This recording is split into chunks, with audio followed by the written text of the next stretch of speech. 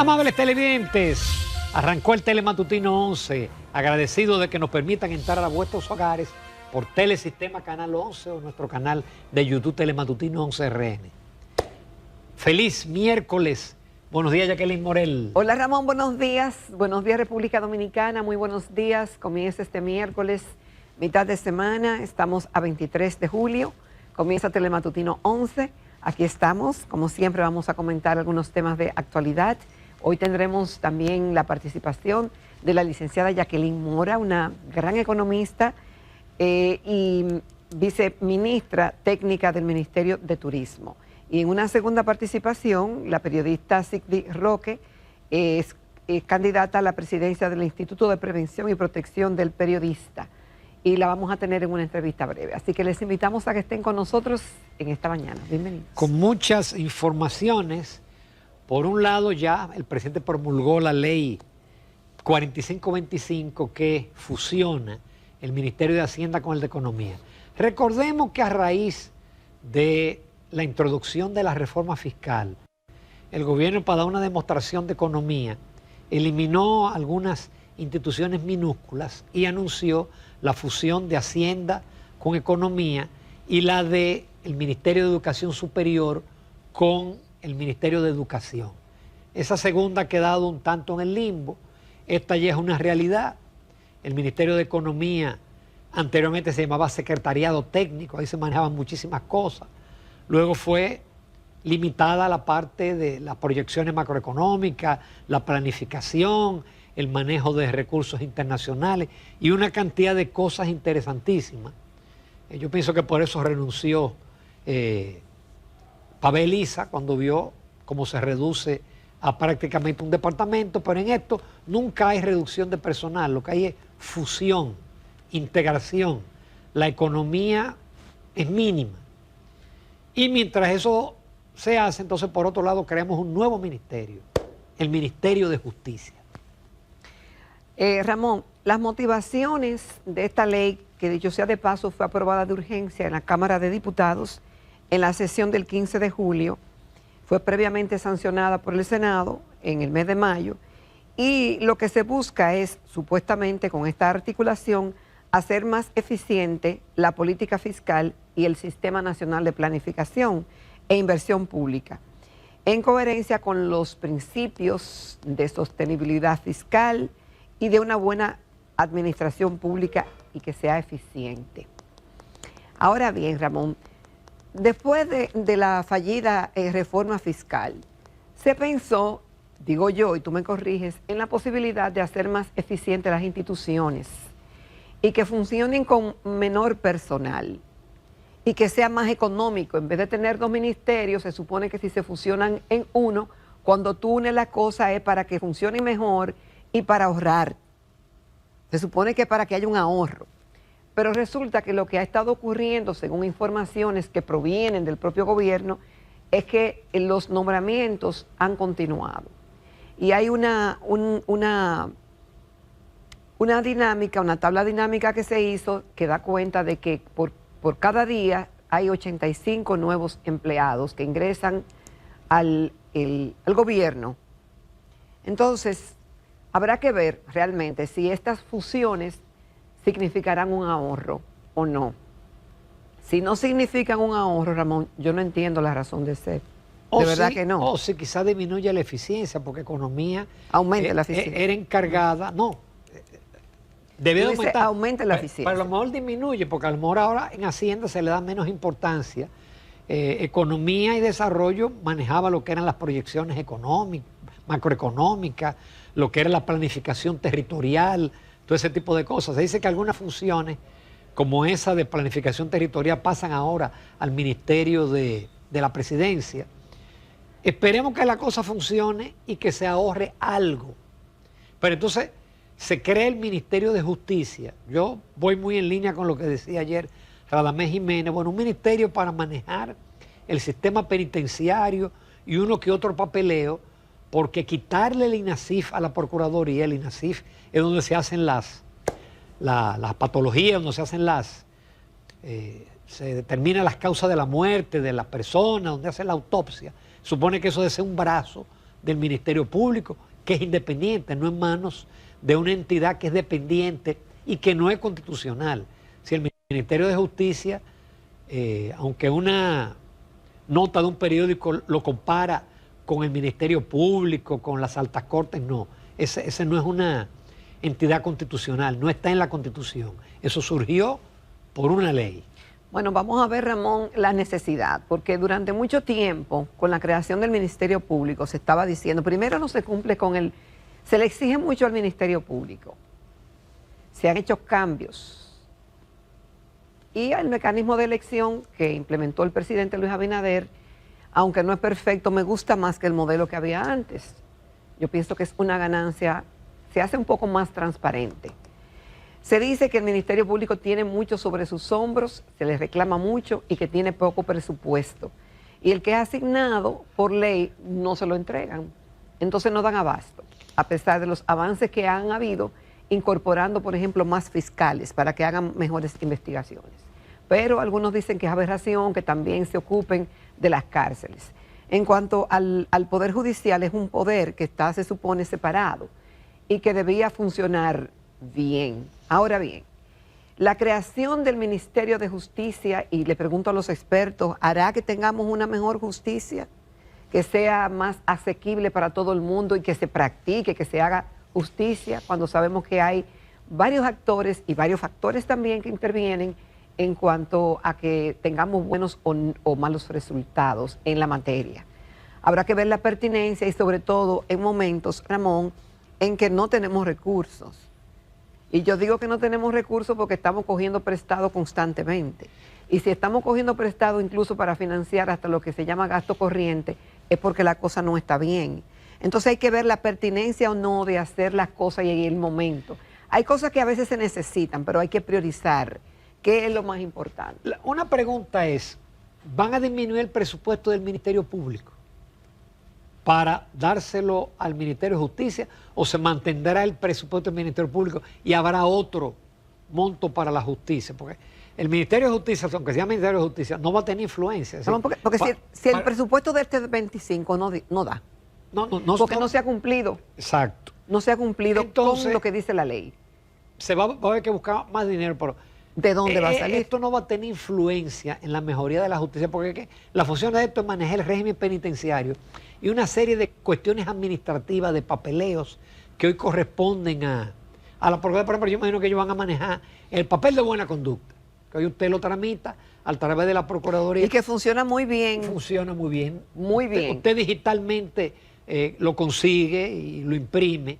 Entonces, no sé, yo me gustaría escuchar a los expertos, pero a varios que he escuchado lo que dicen es que esto es, porque además cuando usted crea un ministerio hay una serie de viceministerios y direcciones generales. El tema es el presupuesto para ver todo eso, Ramón, de dónde va a salir, porque si no se cumple con el porcentaje que se le debe otorgar al Ministerio Público, que se le debe otorgar a la justicia, que se le deben otorgar a los ayuntamientos, y hay paro de contar, porque no tenemos, se hicieron eso a través de leyes que nunca se han cumplido.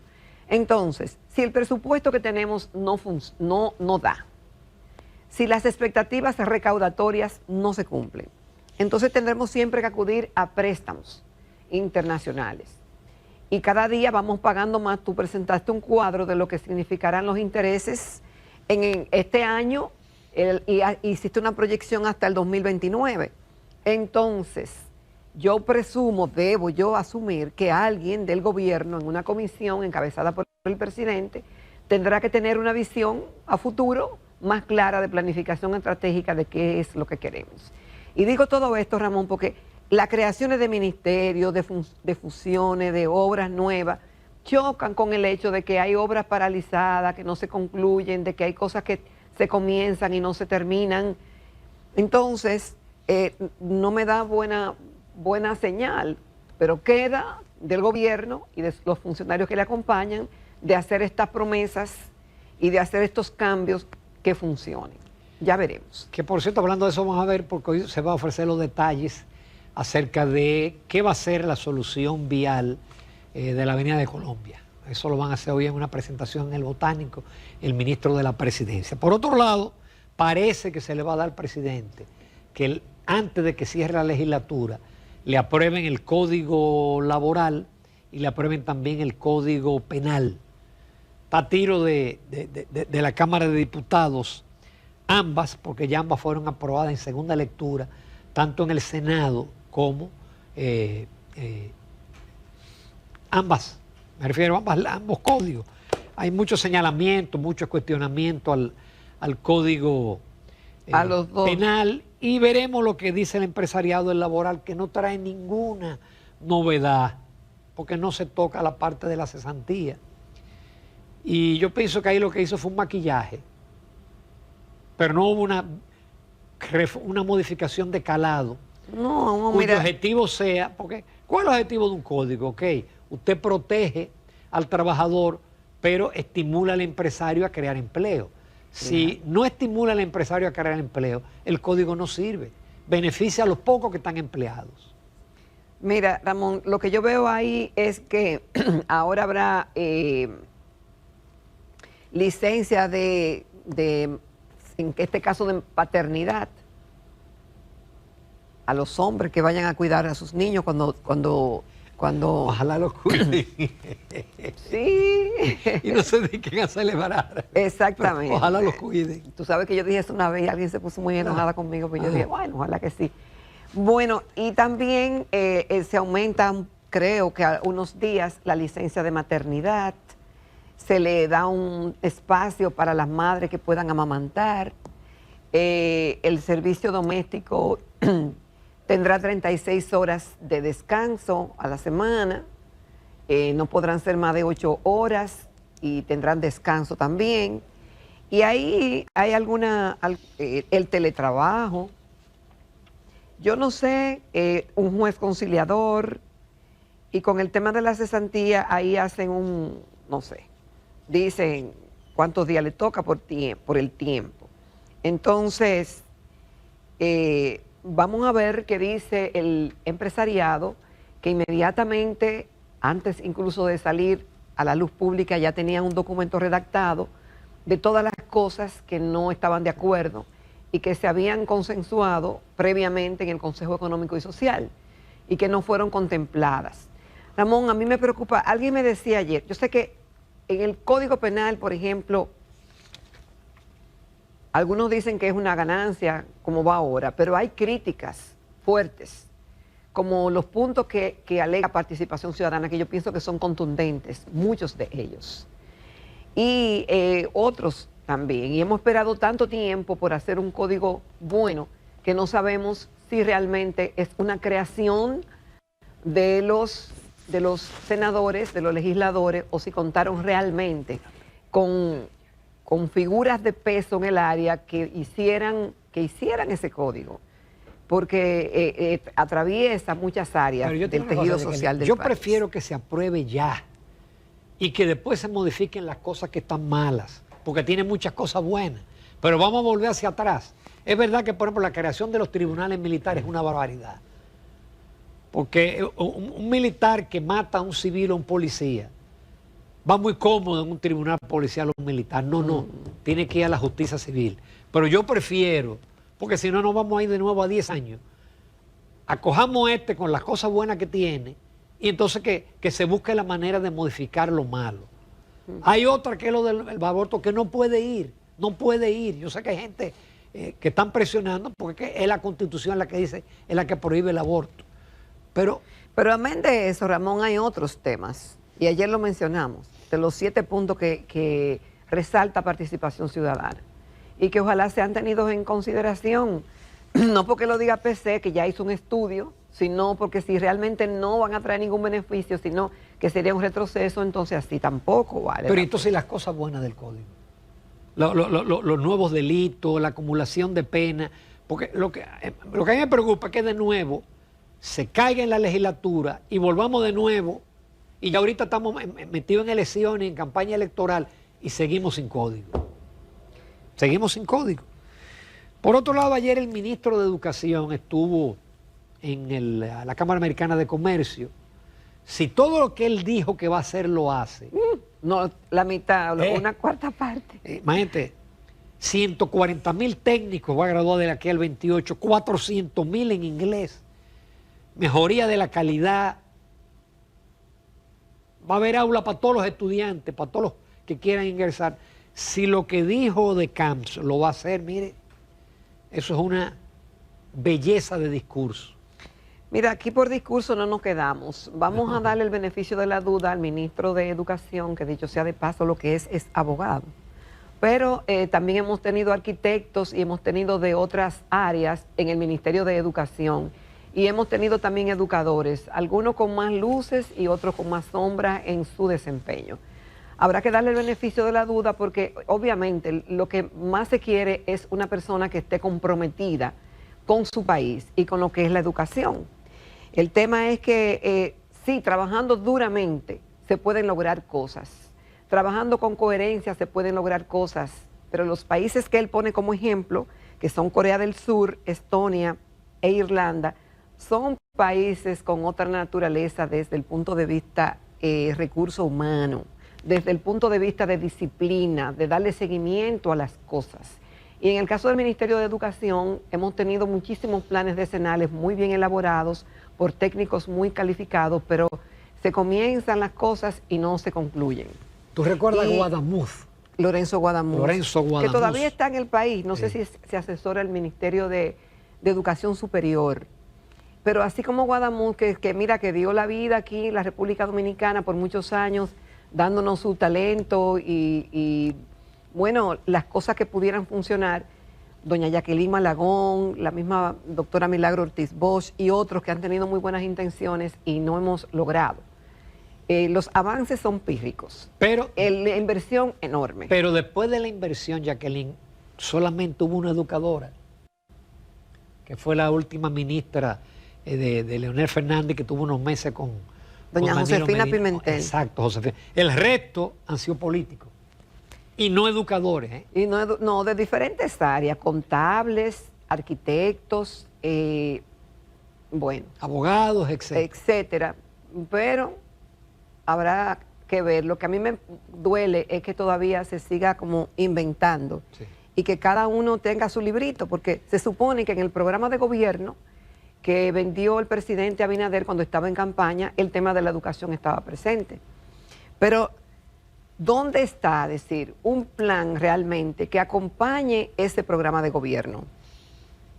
Esa visión estratégica hacia futuro, lo que se llaman políticas públicas, en todo el sentido de la palabra, que brilla por su ausencia aquí, porque aquí la politiquería pesa mucho. Y en ministerios como el de Educación, donde se administran tantos recursos y donde cada vez que uno ve las estadísticas del personal administrativo y cómo aumenta y a veces que compite con la cantidad de profesores que deben haber, y entonces eso contrasta con que hay recintos escolares que no han podido abrir o que no funcionan porque no tienen personal. Entonces uno dice, pero ¿y dónde están? ¿Dónde están? Y entonces cuando tú le agregas eso, el sindicato, que es una traba, la calidad de los profesores, esto daría tema como para un programa entero. Sí, finalmente, hay una noticia interesante, y es que el Servicio de Control de Inmigración y Aduanas de los Estados Unidos apresó a un próspero empresario haitiano, que no parece haitiano, realmente la mayoría de los empresarios haitianos son de origen libanés, Pierre Reginald Boulos, un hombre que usted lo busque en Wikipedia, y tenía una cantidad de empresas en Haití, pero los norteamericanos lo vinculan con las bandas armadas, fue apresado y probablemente será deportado. Ojalá lo deporten a Haití, para que él coja funda.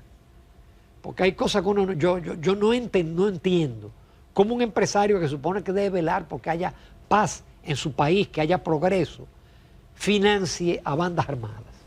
Es algo que realmente no cabe en lo racional. Bueno, Ramón, así es. Y pero por ahí son los haitianos. No es la lógica que yo nunca he entendido. No. Nunca he entendido. Es decir, todavía que me expliquen, pero no entiendo la lógica de las bandas. Y peor, ¿qué pasará por la mente de esas personas, empresarios, políticos, con recursos, que le otorgan manutención y apoyo a las bandas, que lo que andan es destruyendo el país? Nos vamos a comercial, no se pierdan la entrevista con la licenciada Jacqueline Mora, que En algún momento era una invitada frecuente del Ay, programa. sí, me encanta Jacqueline Mora. es fundadora de Analítica, es una economista de mucha experiencia y actualmente es viceministra técnica del Ministerio de Turismo.